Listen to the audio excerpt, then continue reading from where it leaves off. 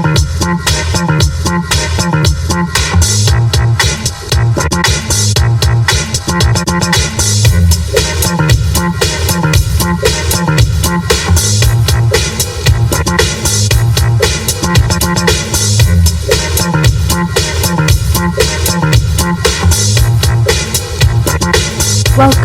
to the Power Factor Show. Episode 118.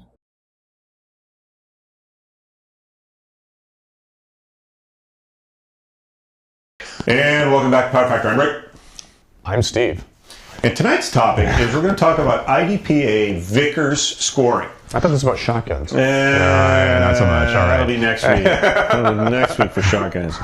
We did an earlier episode about Comstock scoring from USPSA, and Vickers is sort of the IDPA equivalent. So this is something I can relate to. Yeah, it's the division in which you shoot all you want. The alternative would be a limited Vickers stage in which you have to shoot a specified number of rounds, and there are penalties for extra shots, extra hits, and whatnot. So Vickers count, the idea is, although a minimum number of rounds are required or scored on each target, and that's one of the interesting things too, is if you have a procedure that says engage each target with 2 rounds, actually for Vickers stage it should be at least 2 rounds. If you don't shoot at the target twice, you get a penalty. And so the part of the idea behind the Vickers scoring is that you're fulfilling the requirement of the best 2 hits, which are going to be scored, but you have as many shots as you want to fulfill the requirement of the best 2 hits. Now, of course, the problem you run into is you have the scoring in IDPA, I don't know why I have so much trouble with that, is time plus penalties. So penalties come in the form of time added to your raw time that's read off the timer. And so the low score wins. And because each point is worth half a second, it's sort of, people kind of look at it as a fixed time. There's nothing you can do about it. You can't run faster, than to make up for the fact that you're trying to maximize your hits and your points and your time. And because each shot or each point is worth half a second, there's this sense that there's nothing I can do to maximize my scoring. All right. And especially in the context, if you compare Vickers scoring to hit factor scoring, because hit factor scoring is purely points per second. And if you watch the hit factor scoring episode, you'll see we went deeply into an example of a stage where even though the stage required 11 shots to get all of your hits, you might actually win the stage by firing only 3 shots. Because the way the penalties and whatnot are applied in hit factor scoring, if it's points per second, it doesn't matter who has the most points. It's just the most points per second. Right. So you could have a 40 round or 40 point course of fire, and the guy who gets 5 points wins if he does it fast enough. Now in IDPA, because you've got a half second per point, that's a constant, you'll have situations where courses of fire that are really short and quick without a lot of movement, where almost all the time on the stage is shooting. You're a little bit less flexible than in situations where, let's say, you've got a lot of movement. If you've got a stage where you're going to engage an array, let's say, of 2 targets over here, you're going to move to a different position, engage 2 more targets, then move to a different position, engage 2 more targets. It's still the same number of points available, but you've got more value on your movement. It's the non-shooting time. The non-shooting time plays a much bigger role effect in the whole entire, say, stage time than the actual shooting part. And so that's one of the things when you look at a lot of IDPA course of fire. If you've got a match that's full of 18 round courses of fire, they generally require a lot of running around. I mean, you've got a scenario, let's say, it's like a home invasion, so you're going from room to room looking for targets to shoot at in a bigger and bigger proportion as the round count goes up and the space goes up. A bigger and bigger proportion of the total score is running around rather than shooting. And we've talked about that before, is that a lot of times your biggest bang for the buck, or in terms of performance gain, is not so much in the shooting, but it's in the way you attack stages and the way you eliminate time a lot of people say, well, I got to shoot faster. That's the way I'm going to get a better score. I got to shoot faster. And in reality, it's really just got to minimize the wasted motion or wasted time. Right. Now, even though points are worth a constant half second in Vickers scoring, there are still things that you can do to maximize the value of each point. Now, the target, we've gone over this before too, but let's just for a quick refresher. The targets are scored points down from the maximum available. And so that's why the center zone here says down 0 rather than 5. It's worth 5. And so if you get a hit in the down 0 zone or in the upper down 0 zone, you get the full 5 points. Any hits that are in this down 1 zone, 4 points. Any hits in the down 3 zone, 2 points. And unlike USPSA, where the point value changes for major and minor as a kind of a way of handicapping the power versus capacity versus recoil and whatnot, they try to kind of handicap the effects so that everybody shoots against each other. In IDPA,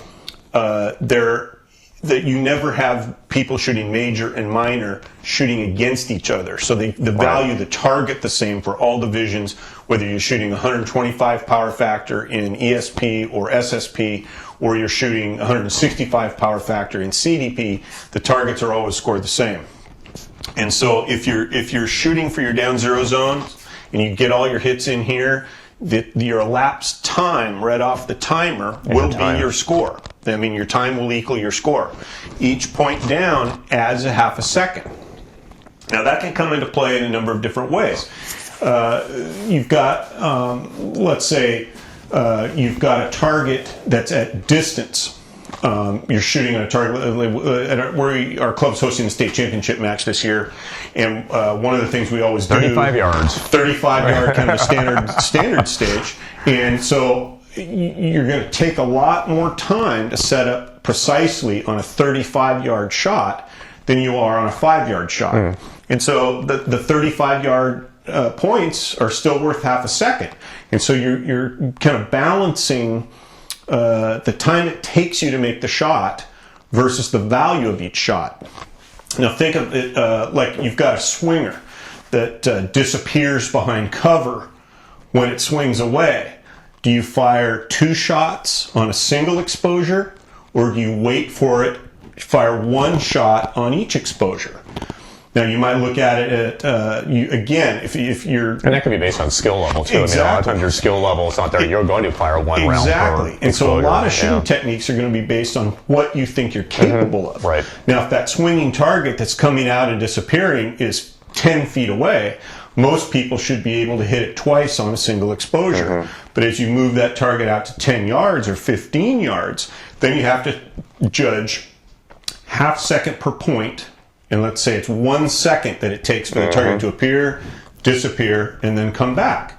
Now, if you're being scored for your best 2 hits on that target, if it comes out once and you fire 2 quick shots at it, it disappears, you find out you've got a mic and a -3. So you're down 8 points on that target. That's 4 seconds. Yeah. You could have waited for it to come out 3 times and fired 1 shot on each one and still come out ahead. So you have to judge your ability to get those hits.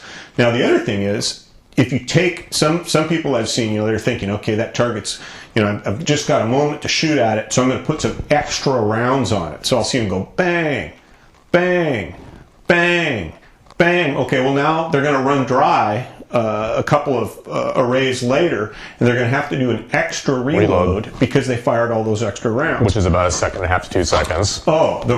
We did a stage at a match a couple of years ago that was, a lot of people will tell you that like a slide lock reload is 2 seconds, and a reload with retention is 3 seconds, and a tactical reload is 4 seconds. And we did a match that was made up, or a stage at a match that was made up specifically to measure reload times, and each string was firing a shot, performing a reload, firing a shot. So you got the entire. That's really interesting. It wasn't just the kind of the net time of switching the mags, but shot to shot, which is what's important.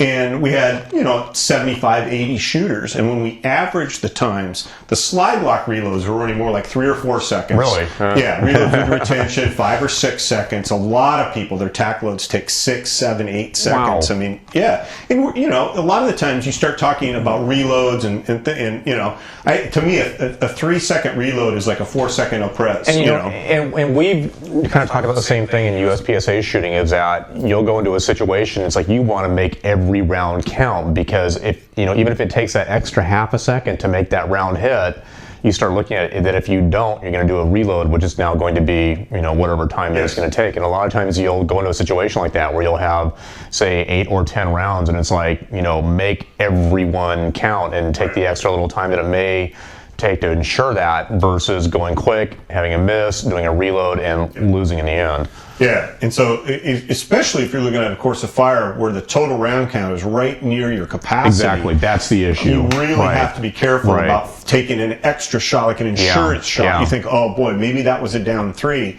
so I take an extra shot to make sure I've got a down 1 or a down 0. But now I do a 3 or 4 second reload later on the course of fire because I fired that shot. And then you also have people that like to introduce kind of tactical thinking into their competitive shooting, in that they will want to ensure that they've got each target neutralized, because that's what they do in the case of a bank robbery or whatever. That's fine. And that's fine. Their approach to the game is different than the competitive approach. But if you're trying to win, don't follow that example. Yeah, right. I mean, you've got to balance all of these things to try to come out with the best score. And sometimes, say like on this swinger, my hypothetical swinger that appears and disappears, if you can get 2 hits on it with 1 exposure and they're both down 1, that's a 1-second penalty. If you fired 1 shot each at 2 exposures and they were both down 0 hits, it took a second for the second exposure, so it's a wash. It's like 1 second waiting for it to come out again, or 1 second because you're not able to be quite as precise on the single exposure as you are on individual exposures for each shot. And so you have to kind of balance that, the idea of what am I going to get in exchange for what might I give up. And so just look at the big picture. Keep in mind that you've got different elements of the course of fire that are going to play into it later, beyond just the point value of that particular engagement. Since I shoot CDP division most of the time, I'm often in a situation where I'm going to have to do a reload. I know I'm going to have to do a reload, and so taking extra shots often is just the time it takes to take the shot. Right. If you're shooting an ESP or SSP, for some reason at my club, we used to kind of frown on 10 and 11 round stages, just because when we used to draw, say, 20 or 30 shooters to our matches 10 or 12 years ago, we'd like to have a situation where, regardless of your division, you could sort of compare your score to everybody else. And so if you had no 10 or 11 round stages, everybody reloaded or nobody reloaded. Right. And so it didn't matter if you were in CDP, ESP, or SSP, if all the stages were 9 rounds, no more than 9, or 12 or more. And so your scores were always directly comparable across the divisions. At least you didn't have reloads added in. Now, if you have a match with a bunch of 10 round stages, everybody who's shooting CDP is going to have a 3 or 4 second reload on every stage. And then you can't, the scores just aren't comparable unless in your mind you want to subtract 3 seconds for each one. But I like to see those comparable scores. But to get back to the topic of the show, if you're looking at your round count versus your capacity, make sure you're not putting yourself in a situation where by taking an extra shot, you're now going to have to do a reload. Right. And we had an interesting stage at a match, at one of our local matches a couple of weeks ago, and some guys were talking about it after they'd shot it and watched people shoot it. It was a really interesting stage because it introduced a lot of the elements that we're talking about in terms of balancing the value of a hit versus the time it takes, say, to put another hit on the target if you think you need an insurance shot, or what if you've missed and have to take a makeup shot on a steel target, and then what are the implications not just of the point value of the miss, but then what do you if you have to reload to make it up? And so the course of fire, it was a very simple course of fire, minimum of 8 rounds required. you started facing a 3-target array, 3 paper targets kind of shoulder to shoulder, and as you backed away from them, you engaged them with 2 each, and then you dropped down to cover behind 2 barrels, your standard plastic barrels side by side. And so that was kind of interesting in that if it had been a single barrel, like you see, say, in the classifier, you could shoot around both sides of the barrel without really having to reposition yourself. But the barrels being set side by side, the cover position was wide enough that you could choose to shoot all the available remaining targets around one side, either side, your choice. You could move to both sides if you wanted to. But of course, you have to take into consideration, once I'm down and kneeling behind these barrels, and of course it's low cover where you're required to shoot around the barrel. You can't just, pop up and shoot over the top. You have to decide, if I go to one side, I'm stuck with whatever the array looks like from that one side. Yeah. Or I can go to both sides, and the way the array was set up, and you'll see the image on the screen, it was a symmetrical array. And looking straight downrange, like from the gallery, as you're watching other people shoot it, you had 2 non-threat targets downrange, spread farther apart, obviously, than the barrels, but not really broadly apart. They were maybe 10 or 15 feet apart. And then on the outer shoulders, kind of peeking over the outer shoulders, were what we call U.S. poppers. And I think, I don't know. Pepper poppers. They're U.S. poppers? Yeah, they're U.S. small poppers. ones. Yeah, they were the short U.S. poppers. Okay. And so the targets, the non-threat targets, were set right down on the ground so that the U.S. popper's head essentially stuck up over the shoulder, and it's sort of this kind of a classic hostage sort of arrangement with the non-threat target in the foreground and then the steel target behind it. And because the steel targets were to the outside of the paper targets, if you chose to shoot both of them from one side of the barrel, you'd get down on your knees and you'd peek out, and the one that was on, let's say I'm a lefty, so I shot around the left side. So U.S. Popper 1 on the left side, I look down range and I see the head, and then there's some airspace between the head of the popper and the head of the non-threat. So I've got a pretty much, straight on shot. Right.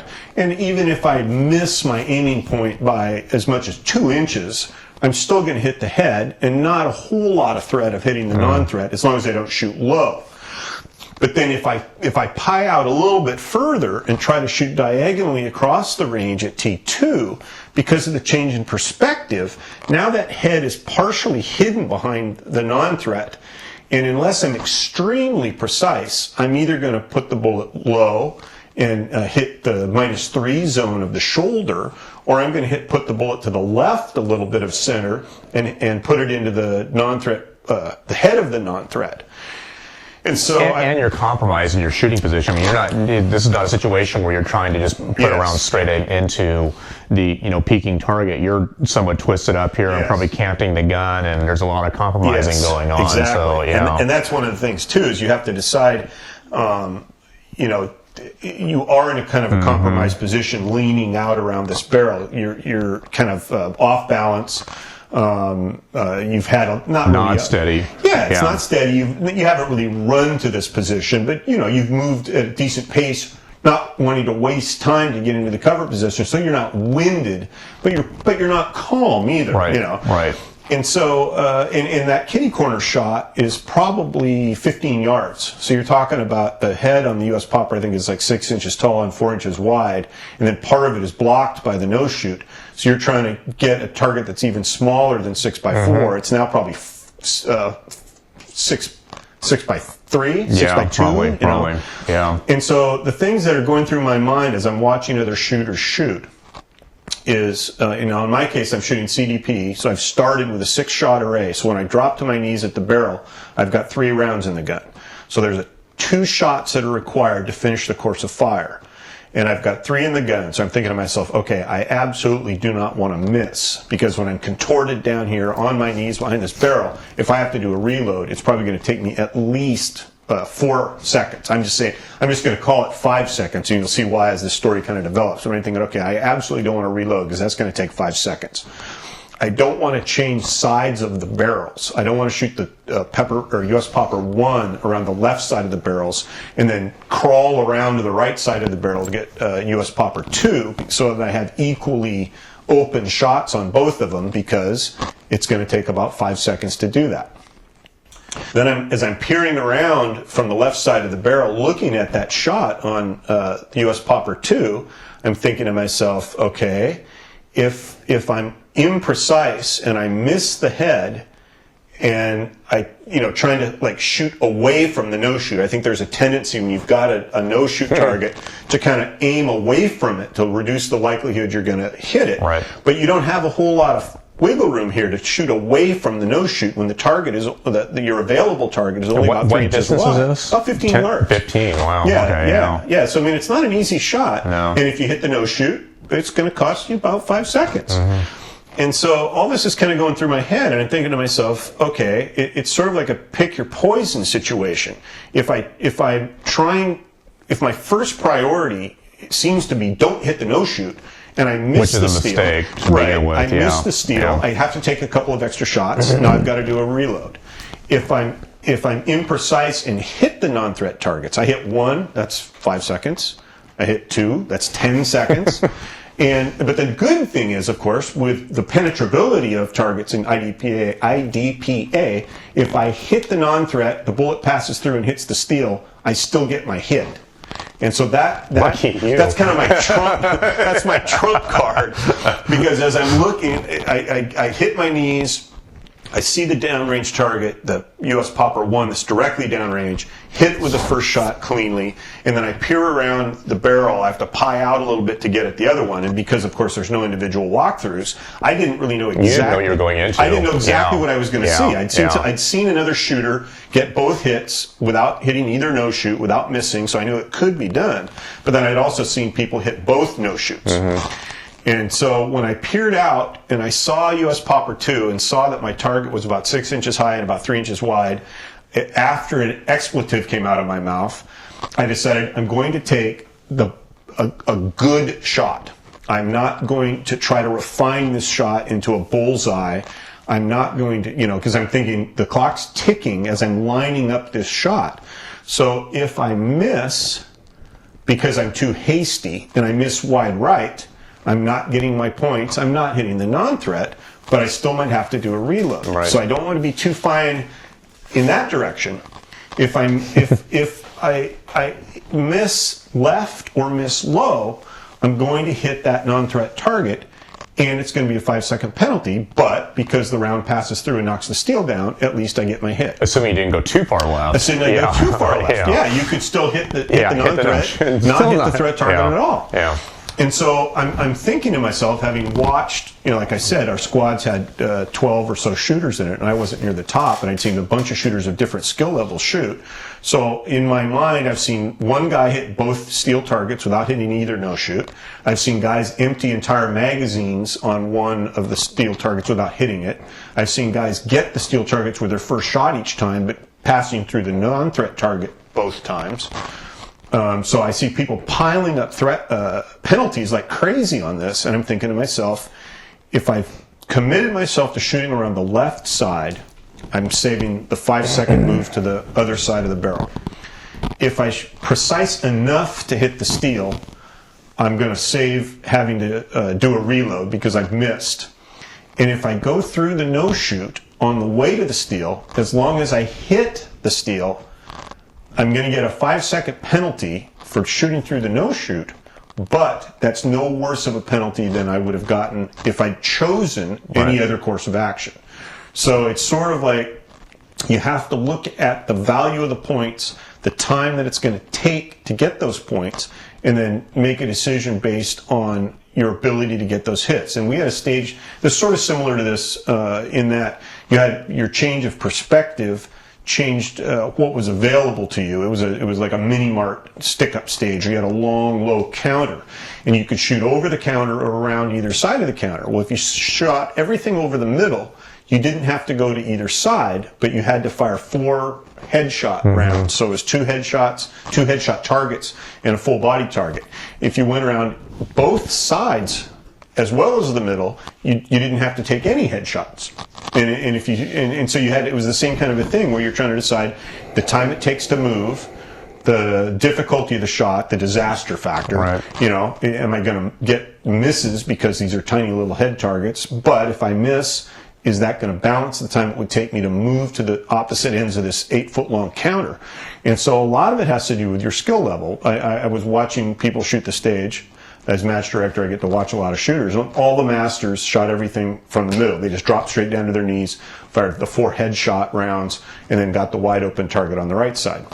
And I think a lot of like master or expert class shooters, sharpshooters, they would decide, okay, I'm going to go to one side or the other. So I've got 2 wide open targets and 1 target that's a headshot target. But then I saw a lot of marksmen go to both sides because they figured I don't want to risk the miss on those headshots. So I'm going to take the time to shoot from multiple positions to help ensure that I get my hits. So even though each point is always worth half a second, depending on the course of fire, that's how you get that half a second. The half a second has a different value, and you have to decide for yourself. And again, it's back to skill level. If you can make a 15-yard headshot, you've got a lot more options than if you can't. And so you've got to kind of program into your game plan, what shots can I make? I mean, I think it's interesting. I was watching some guy talking about, we were trying to assess a USPSA stage with a disappearing drop turner. And he was saying he was going to shoot the activator and then do a reload. Oh, yeah. While the drop turner was appearing and still get a shot off of it. And I watched him shoot it, and he did it. You know, and for him, that was a viable plan. This sounds a lot like, and maybe what you're referring to is a couple of years ago at Marysville, and it was Bruce Gary's stage, and he had these crisscross drop turning, and I mean, we literally were sitting there timing the thing based on when you hit the pop or when it activated the thing, and our game plan was to do a reload in between the point that you hit the thing and went over. And it worked. There was enough time, but well, depending on how quickly you can reload. And exactly. And so, of course, some people, they feel that pressure, you know. You see that thing start to turn, and suddenly that mag just isn't going to go in the gun, you know. And so, anytime you make a plan like that, and that's the other thing, you know, we've harped on this a little bit too about determining hit factors.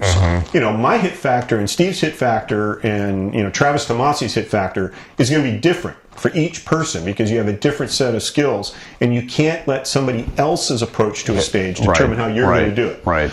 And so, like, if some guy tells you, oh yeah, hit that popper and then do a reload before the drop turner appears. Well, if you can't do a 1.5 second reload, it's not going to work for you. You're going to have to decide to do something else. And we see the same thing in courses of fire, for instance, where you've got an activator and then you have maybe 1 or 2 or 3 static targets that are available while you're waiting for the appearing target to appear. And you'll see some shooters go clang and hit 1 static target and then set up on the drop turner and wait for it to appear and shoot it. You'll see somebody else go clang, hit 2 of the static targets, and get the drop turner just before it disappears, you know, because they've got the ability to get hit the activator and get off 4 accurate shots before that disappearing target completely disappears. And just having the discipline to be able to allow the target to appear and then start to disappear before you engage it, that's a skill in itself. I mean, you have to have a lot of confidence. I tend to like to be set up on that thing with the trigger prepped when it first starts to appear. And to have the confidence that you can wait till it appears, drops down, and then starts to turn away and still get a couple of hits on it. That's not just ability, that's skill, faith in your ability, trusting in your ability. And so whenever you're looking at these courses of fire, be really careful to evaluate them based on, you know, what you stand to gain from the plan that you've made, what you stand to lose from the plan that you've made, but also, you know, be sure you take into account your own skill level so that you're not kind of biting off more than you can chew. You don't want to test your abilities at a match. You want to demonstrate your abilities at the match. If you want to practice stuff on the between matches, you know, can I do this? Can I do this? Am I able to develop the ability to do this? That's great. But at a match, you want to demonstrate what you're able to do. Otherwise, you're just going to crash and burn. So I had 2 comments real quick on going back to this original example here that you said that you were watching everybody else shoot it. In a stage like this, you do not want to watch people shoot before you. Because the point is, what are you getting out of watching everybody else shoot this? What is your mind basically capturing? What I was doing was, when I was trying to decide what my plan was going to be, I wanted to have a confidence in what was possible. Right, you know it's possible, but you also saw a lot of people tank it. Exactly. So what's in your mind? there's a really good chance to tank this thing. Yes. So if you did not watch, I mean, if you pretty much in your mind said, first off, this is possible, I know it can be done, and just leave it at that, and not watch everybody. By watching everybody do this, you're watching a lot of people tank it, so all of a sudden in your mind it's there's a really good high chance I'm going to tank this thing. I've already watched, let's say, 10 guys go through this, and 8 of them have tanked it. Right. I'm going to be number 9. There's the possibility. If you go into this saying, first off, with a positive attitude, I think this can be done, and not watching a whole lot of failure previous to this, you're going to go into it with a lot better mental attitude, not shooting from a standpoint of fear, but shooting from a standpoint of at least neutrality or confidence that you're going to be able to do it. Yeah, and I would say that if I had not watched anybody shoot it, I would have shot it the same way as I did. Right, exactly. It's not like but the way they shot it did not way. change your game plan of what you felt confident with. Yeah. So there are some stages to watch people shoot them, but there are other stages like this where basically there's a very high disaster factor. You do not want to watch people before this or before you shoot, because watching failure after failure after failure basically in your mind says, I can't win. I mean, I've watched, a majority of people fail, and I'm going to be the next guy that goes through and fails. So just a data point there. Yeah. But the thing that's really great about this type of stage is it's a learning example. And like you said, everybody was sitting there talking about what they learned by shooting this. And we had a USPSA stage many years ago where, and it's actually one of the ones I did. It was effectively a LPRES, but it was done at the requirements of the LPRES when you had to shoot 6, reload, shoot 6. But we didn't care where you did it. And oh, by the way, you started in a box where the targets were 35 yards downrange. Right. So you get all the guys going, well, I can obviously shoot a lot faster than I can run, because a person could effectively take off out of the box, run downrange, turn, shoot 6, run downrange, shoot the 6, reload while they're running some more and shoot 6. Right. So it's interesting, the open guys were thinking, okay, I'm going to stand back here in the boxes, I can shoot a lot better. My bullets can travel faster than I can run. Right. The guys who were shooting production, who took off literally just out of the box, ran down range, got down halfway, fired off their 6 rounds, and then while they're doing the reload, ran down there and did the next 6. We're beating the guys in open, standing back.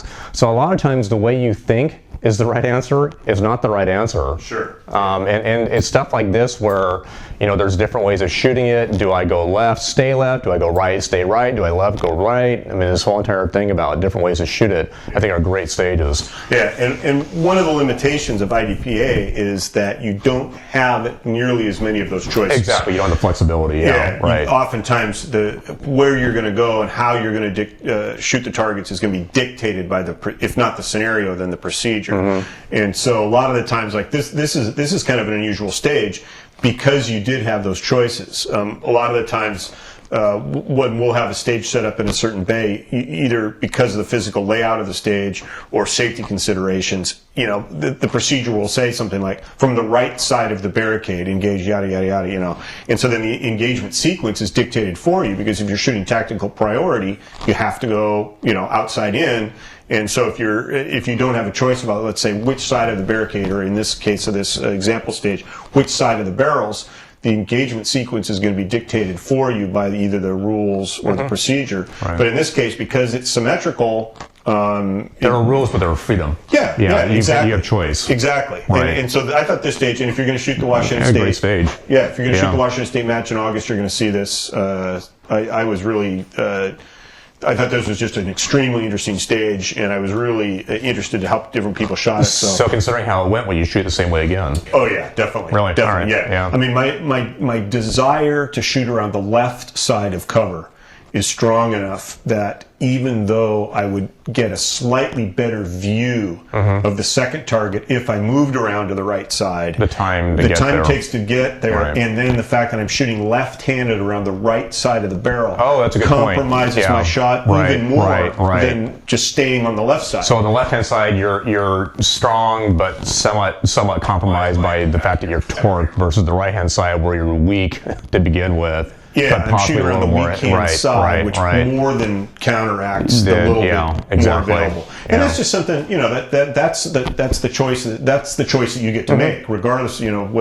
in this case, because the rules say as long as you're using tactical priority, meaning shooting from the outside in as you pie around, if the procedure and the layout of the stage allow you to shoot around either side, that's the choice that you can make. I mean, that's one of the things that I find I'm often compelled to kind of go the wrong direction because the stages are usually designed by right-handed shooters. Yeah. And it's interesting. If you're a right-handed shooter, you probably don't notice it so much because you're usually shooting stages designed by right-handed shooters. The world likes right-handed shooters. Yeah, but I find because I'm kind of always, kind of running against the grain, and I'm shooting around the opposite side of cover that I would like to, that I think some of this stuff I have to consider it to a greater extent than right-handed shooters do, just because I notice it more, I think, when things aren't going in the flow of the direction I want to go.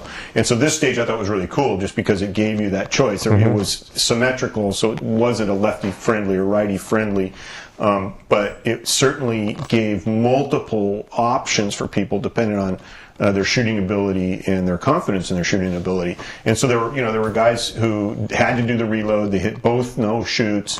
Everything went wrong. There were guys who cleaned the array with 2 shots and didn't hit either no shoot. And that's another thing too, is you see a course of fire like this, it's an 8-round course of fire.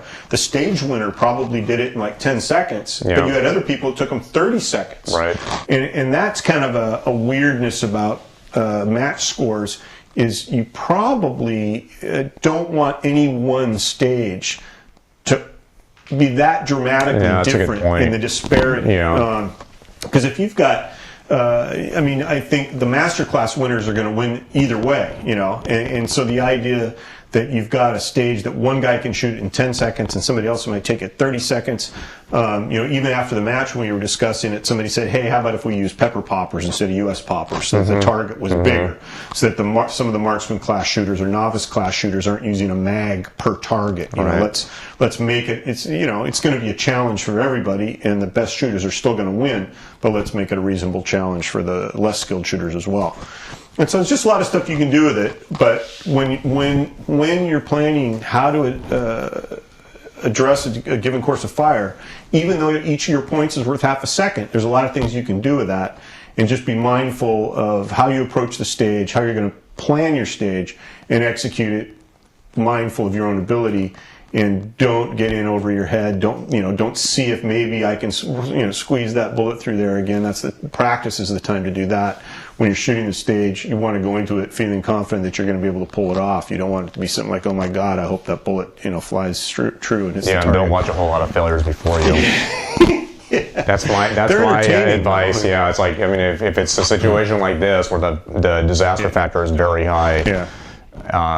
Don't watch a whole lot of failure before you, because you're going to go into it with the mindset of, I'm going to fail. Yeah. And one of the other issues about Vickers scoring, it's something that here we are in the middle of March 2013. Who's Vickers named after?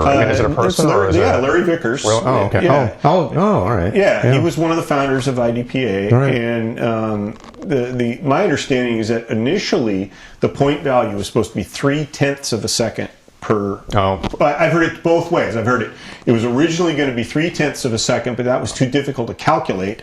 And then I heard it was going to be 1 second per point, but somebody decided that was too much of a penalty. And so we ended up with a half a second. But the other thing about Vickers count, although the rule book says you can shoot as much as you want to fulfill the requirement, so let's say you've got a target that's the procedure says your best 2 hits are going to be scored, you have to engage it with at least 2 rounds. That doesn't mean you're limited to shooting only 2. I can shoot 10. You can shoot 10, but there's another rule, round dumping. The round dumping rule, and what that says is you cannot fire additional rounds in order to provide a more favorable reloading position. So you could have a situation where if you fired the minimum number of rounds at a target, you would have to take 1 round with you to the next shooting position, fire a shot, and then reload. If you fired 3 shots at the first target, you could do your reload as you were moving to the next position and save that time, that reload time that you're doing behind cover, while you're moving. Yeah, assuming you got a cover position. You're engaging, let's say, around the right side at the first target. I do know a little bit about IDPA rules. It's amazing. Exactly. Yeah. And so you've got these two rules that are sort of in conflict with each other. The one that says you can shoot all you want until you're satisfied, but the other rule that says you can't fire extra rounds for the purpose of gaining an advantage on the reload. In practical terms, what it means is people, I think in people's minds, they think round dumping. They imagine somebody just, burning like 6 rounds into the berm so that they can do a slide lock reload. But really what round dumping is a single shot. You fire 3 rounds at a target that requires only 2, because the fewer extra rounds you fire, that maximizes the time saving. If you burn 4 rounds into the berm, the time it takes you to fire 4 shots is eating into the time that you're trying to gain by doing your more advantageous reload. And so round dumping is really a single shot that you fire to empty your gun to allow you to do a reload while you're moving to the next shooting position. And on the one hand, it's one of those things like, what was the classic? Pornography. Nobody really knows how to define it, but you know it when you see it. And it's the same thing with round dumping. You'll find one person, let's say you've got a 3-target array, you're going to go 2, 4, 6, and then move off to the next shooting position.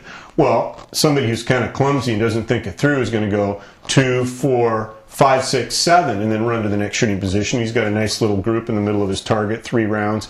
That's kind of a dumb way to go about it. You're being a little too obvious, and I'm not going to give you any alternate scenarios, but people who are clever are going to round dump in a way that it's not obvious. They're going to get all the benefits of round dumping, but they're not going to be penalized for it. And in honesty, the problem with the round dumping rule is the people who want to win the stage are going to dump rounds. And even somebody who's disinclined to cheat is going to say, I'm beating myself if I don't keep up with these guys who are dumping that extra round. And so you're put in a position where if you don't fire that extra round, you're going to get beat by everybody who does. And I think that's an unfair position to put anybody into, where you're kind of almost compelled to violate the rules in order to succeed. And like I said, here we are in the middle of March 2013 with a new rule book imminent. Hopefully it'll be addressed. And, I've heard one day it's coming out. Really? Oh, yeah. Steve's got an insider. Yeah. Okay. Well, so hanging out at the publishing house is paid dividends for Steve. So anyway, so there's your kind of Vickers scoring in a nutshell. If you have any questions about it, let me know. Send me an email. You can contact us, of course, at powerfactorshow.com or powerfactorshow@gmail.com. Or if you're a fan of Facebook, Facebook.com/powerfactorshow. And so we'll see you next time. Have fun. Get out there. The weather's getting nice. Go shoot ski. Yeah. Oh, yeah. Sporting Definitely go shoot ski. For some reason, at our club, the last 6 or 8 years, it seems like the largest attended match of the year is February. And the weather isn't always great in February, but I think that's a sign that people are coming out of hibernation. You mean for IDPA? Yeah, for IDPA match. It's the biggest match we've ever had. We had 128 shooters for a February match 3 years ago. And we consistently have more shooters in February. So now here it is, March. Well, what happened in February?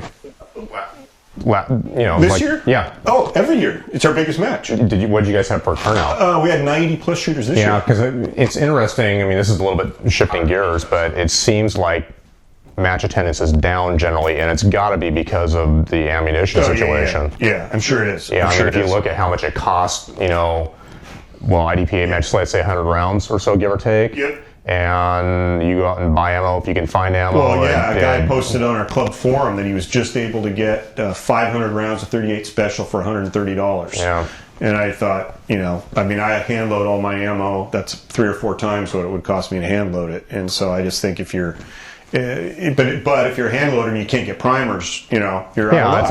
It's just like it's all down to ammo either way. If it's factory loaded ammo or if it's components, if you can't get it, you can't get it. But apparently people were saving up over the winter and they were able to turn out in February.